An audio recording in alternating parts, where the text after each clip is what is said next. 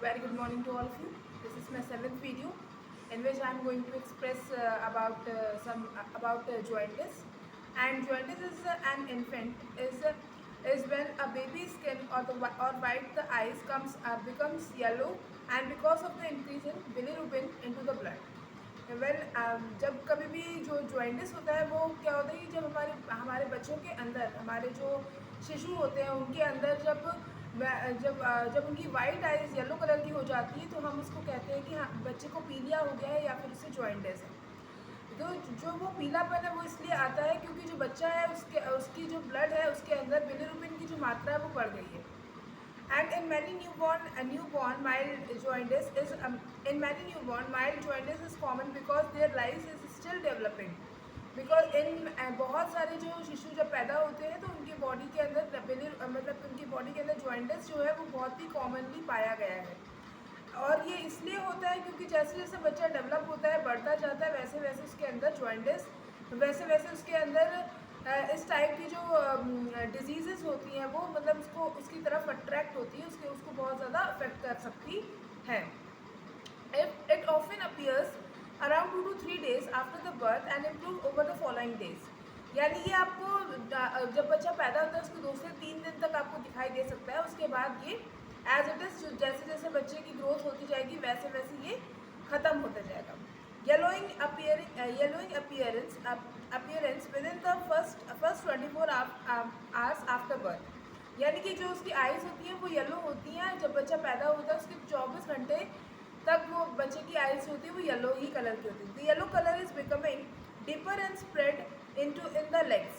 Sometime कभी कभी क्या होता है कि जो वो येलो कलर है जो उसकी आइज़ में है वो क्या होता है धीरे धीरे अफेक्ट होते बॉडी जो है वो अफेक्ट होते होते उसकी जो येलो कलर वो उसके लेग्स में भी चला जाता है। मीन्स की उसकी जो बॉडी है वो भी धीरे धीरे क्या हो रही है येलो कलर की होती जा रही है।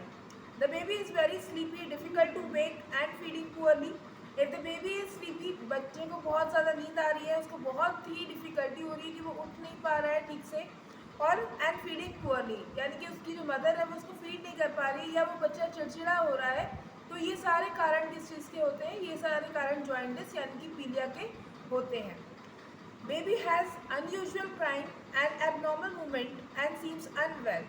Baby is unusual crying यानी कि बच्चा जो है वो लगातार रोता रहता है और abnormal movement seems and यानी कि उसके जो शरीर है उसमें बहुत सारे abnormal मूवमेंट्स जो होते हैं वो होने स्टार्ट हो जाते हैं। दैट मीन्स कि जो उसकी बॉडी है वो स्टक हो चुकी है वो रुक चुकी है यानी कि उसके ऊपर क्या है एक येलो कलर जो है that appears on the body and that makes them abnormal।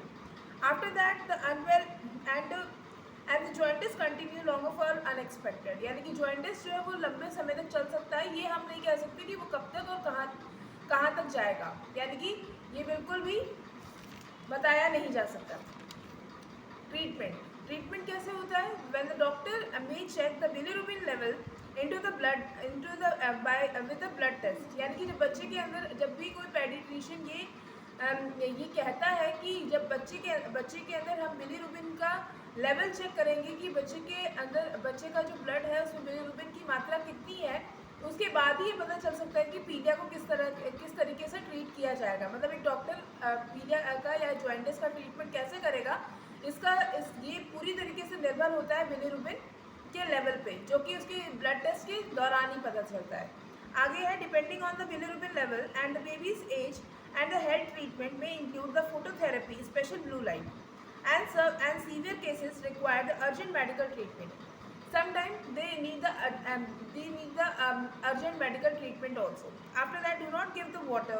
जब बच्चे को जॉइंटिस होता है तो उसे पानी नहीं देना चाहिए ज़्यादा और शुगर वाटर यानी कि उसे ORS भी नहीं देना है। शुगर में आप उसे क्या देंगे खाना तो देंगे नहीं तो हम क्या करते हैं जो हमें इलेक्ट्रॉल देते हैं या फिर जो हम उसको जो ORS देते हैं वो भी हमें उसको नहीं देना है। Medicine for the jaundice unless a paediatrician specifically recommended. जब आपको कोई पेडिट्रिशियन रिकमेंड करता है तभी आपको ये सारी चीज़ें उसको देनी है। यानी कहने का मतलब ये है कि आपको बच्चे का ट्रीटमेंट अपने हिसाब से नहीं करना है।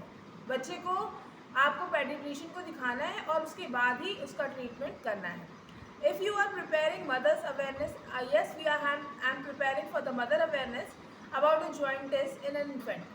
इफ़ देर इज़ अगर हमारे जो इन्फेंट है, अगर जो हमारे बच्चे हैं, उनकी जो शिशु है, उनके अंदर जॉइंटिस हो जाता है, तो हमारी मदर जो होती हैं उन्हें किस तरीके से जागरूक रहना चाहिए या उनके क्या क्या प्रश्न हो सकते हैं, वो हमसे किस तरीके के प्रश्न पूछ सकती हैं। वो प्रश्न जो है वो ऐसे हैं कि why has mother new born skin turns yellow. कि मदर का ये क्वेश्चन है कि बच्चे का जो शरीर है वो येलो क्यों, पीला क्यों हो जाता है। तो इसका जवाब मैंने आपको पहले ही बता चुका है कि बच्चे के जो ब्लड में जो बिलिरुबिन की मात्रा है वो ज़्यादा हो जाती है। इसकी वजह से बच्चे का जो शरीर है वो सबसे पहले पीला पड़ने लगता है। तो जो ये शुरुआत होती है वो बच्चे की आइज़ से होती है कि बच्चे की जो आइज़ होती है वो वाइट कलर की होती है, लेकिन वो धीरे धीरे क्या होता है, येलो हो जाती है। Is jaundice normal for in newborn babies? Yes, it is very commonly caused.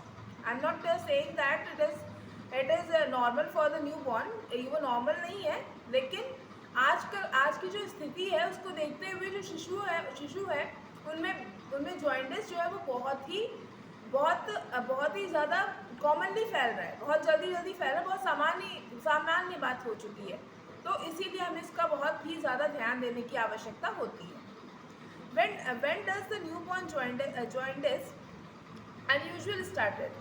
कब किस तरीके से न्यूबॉर्न के अंदर जो जॉइंटिस है वो क्या अनयूजुअली स्टार्ट हो जाता है? नहीं, बच्चे को गंदा पानी पिलाने से होता है, बच्चे को बाहर कहीं पे कोई गंदे इन्वायरमेंट में रखने से होता है, बच्चे को साफ सुथरा unhygienic food, unhygienic water, unhygienic feeding और द अनहाइजीनिक तरीके से उसको रखने से बच्चे को बाहर की हवा लग रही है, ये सब चीज़ें जो होती हैं वो अफेक्ट करती हैं और इस वजह से उसे जॉइंटिस हो जाता है। आगे है कि can jaundice affect my baby's brain? Yes, it affect our brain also because जो हमारा जैसे कि जो हमारा ब्लड टेस्ट है, जब हम बच्चे का ब्लड टेस्ट करते हैं तो जो बिलिरुबिन होता है वो हमारे ब्लड के अंदर है, then it affect many parts also because जो ब्लड है वो हमारी पूरी बॉडी में फैला हुआ है। तो जो ब्रेन है उसमें भी अफेक्ट कर सकता है, जो हमारा हार्ट है उसको भी अफेक्ट कर सकता है, लेकिन जो ब्रेन है वहाँ तक जाने के लिए सबसे पहले उसको बॉडी को अफेक्ट करता है सबसे पहले।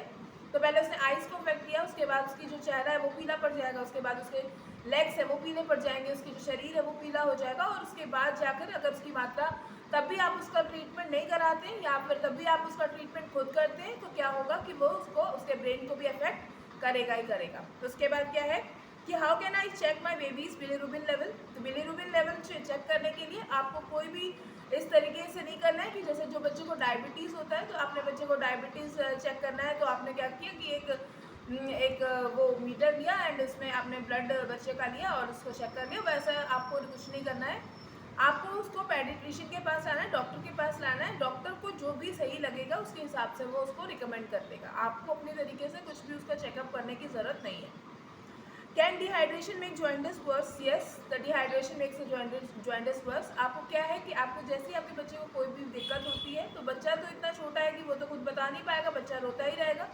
आपको डॉक्टर के पास आना है, डॉक्टर जो भी उसको सही जो डॉक्टर है वो रिकमेंड करेगा वेदर उसको क्या अर्जेंट ट्रीटमेंट देना है और क्या उसको थोड़ी देर तक मतलब कि उसको कहते हैं कि जो कुछ देर तक उसको देखना है कि ऐसा उसका सिचुएशन है, क्या वो हरकत कर रहा है देखना है, उसके बाद उसका ट्रीटमेंट करना है। तो उसको खुद से आप ट्रीट कर रहे हैं तो वो गलत है, आपको आकर के डॉक्टर से मिलना है, उसके बाद उसका ट्रीटमेंट स्टार्ट होगा। Okay, thank you.